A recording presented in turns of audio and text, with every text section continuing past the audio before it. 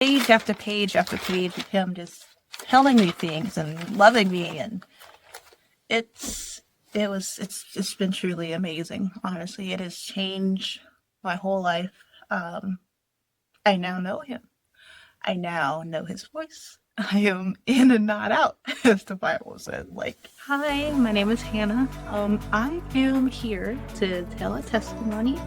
This testimony is not one you would usually hear, I believe, only because it's been a huge journey for me. But this is the testimony of how I came to know God's voice.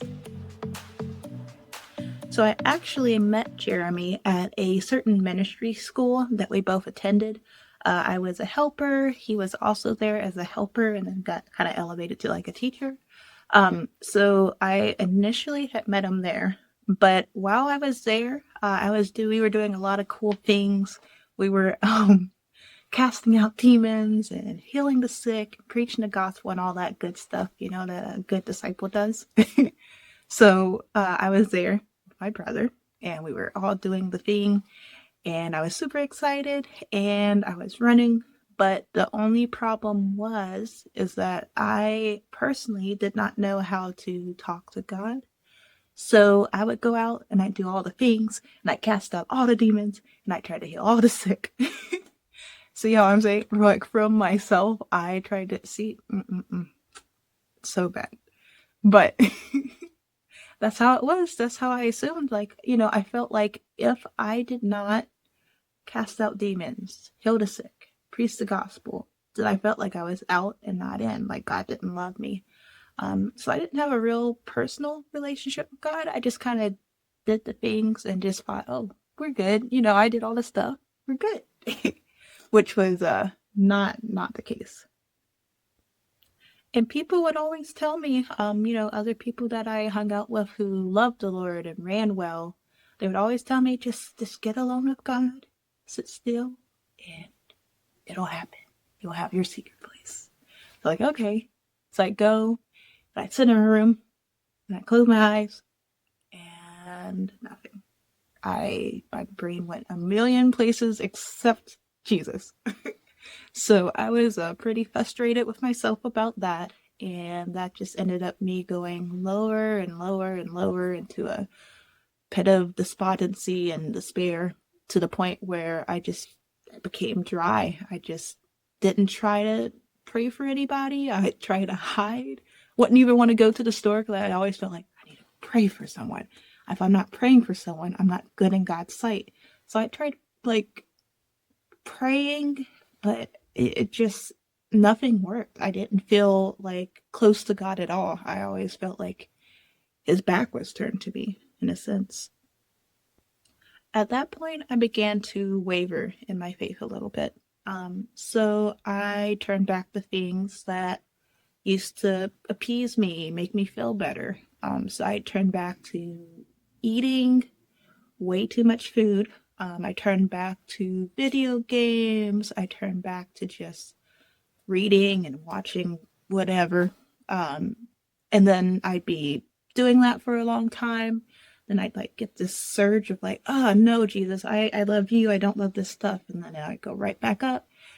I'd be good for a while and be seeking the Lord. And then it goes right back down and up and down and up and down. And it was very frustrating to me. I felt like I wasn't a good Christian. I wasn't a good disciple. Everyone's doing so much better than me, which comparison is not from the Lord.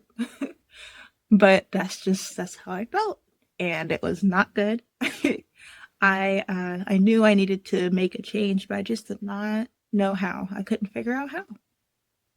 So after about a year or two, I moved to West Virginia. Jeremy had his house fellowship going on, so I got to move in. I saw a lot of old and met some new friends, so that was cool. So I went through Jeremy's 8-week discipleship school that he was doing at the time. Got a lot out of it. It was really nice. Met a lot of people on Zoom, so that was cool too. Then I also went through Soul Care, which is something you do after the 8-week course if you want to continue. That was a very good book. Basically, it's a book you read and you get into groups and you basically say what God's been speaking to you for the book, and it's just really good. I actually really enjoyed it. But for all that, for all this time, I've been saved for maybe like 3 years at this point. Uh, I still did not know how to hear God's voice. So when I was going through like soul care, and it's like, get alone with the Lord, I'm like, oh, no. I'm like, please, God, no, I don't want to do this. Um, yeah, I was in the wrong headspace. It was horrible. So soon I was introduced to Jeremy's mom, who's really big on deliverance. And I was sharing with her some of my issues, some of my struggles, the fact felt like I couldn't hear God's voice, and that, felt kind of ostracized from the body, which I know is a lie from the enemy, but I was believing it at the time. So she recommended a book to me. The book was called 4 Keys to Hearing God's Voice.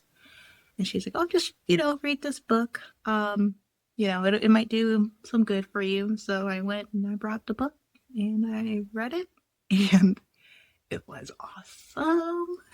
It was amazing. That book changed my life. It really did change my life. So since you guys are all dying to know, I'm sure, the 4 keys to hearing God's voice are very simple. So the first part is to write down a question and to get quiet. Now, that was a problem for me for a while. I've never thought about writing the question down, though. I kind of just sat there and stared into space, just expected words to come, which wasn't what was. It didn't help. It just didn't help. And then the second part would be to, of course, sit still before the Lord and just imagine the Lord, imagine God. That was easy for me. I've always had like a very active imagination, which Satan used for evil, but that's another story for another day. So key number 3 is to basically focus on Jesus and just focus for any spontaneous thoughts that come into your mind. And whatever you hear, just write it down in faith. But honestly, the stuff that Jesus has said to me, it really meant a lot. It was something I never say about myself. Like, I usually would be pretty like angry toward myself. I'd be pretty like, oh, you are blah, blah, blah, blah, blah. Lies. A lot of lies. And so when I started writing to Jesus, he started writing truth and saying how much he loved me. And it was like, never experienced that. I knew he loved me up here, but I didn't know he loved me in here. And so getting those like love letters from the Lord and talking to him one-on-one, and he caused me to do some changes. I had to give up some things. You know how Jesus is, you know how God is.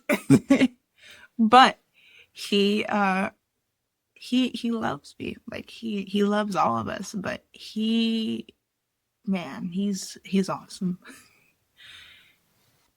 And you can see right here in my trusty dusty notebook that's falling apart that he has a lot to say to me.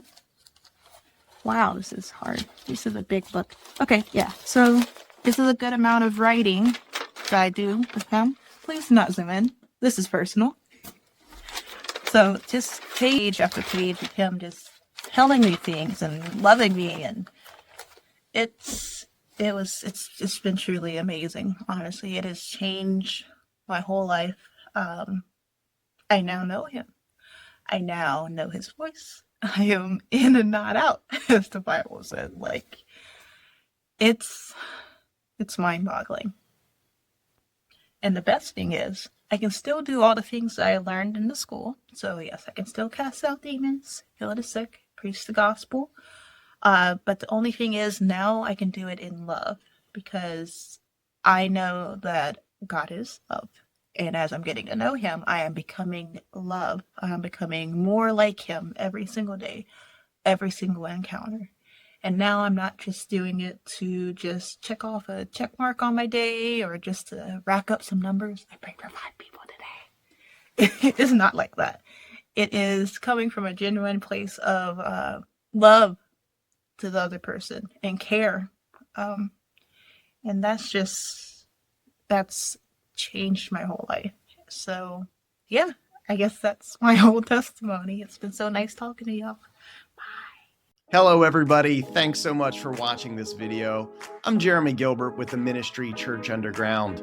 If you want to watch more teaching and testimonies to strengthen your faith, you can subscribe to our channel by clicking right over here, or you can watch the next video in our channel by clicking right over here. And if you really think that this video might help someone else, please share it with them. God bless you. Much love.